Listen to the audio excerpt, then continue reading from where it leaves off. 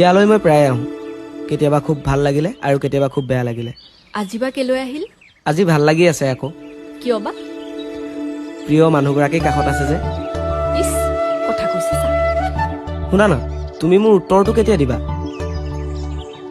আপুনিও মানে? কিনো আপুনি আপুনি কৈ আছা? তুমি বুলি ক'লেও হয়চোন। পাৰি বাৰু। তেনেহ'লে ক'লেও হ'ল। কম। শুনা না, কোৱা।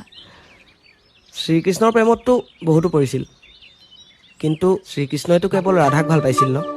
সেইটো হয়, কিন্তু মানুহে এতিয়াও ৰাধাক বিৰহী ৰাধা বুলিয়ে কয়, কাৰণ শ্ৰীকৃষ্ণ আৰু ৰাধাৰ কেতিয়াও মিলন হোৱা নাছিল। শ্ৰীকৃষ্ণৰ ৰুক্মিণীৰ লগতহে মিলন হৈছিল।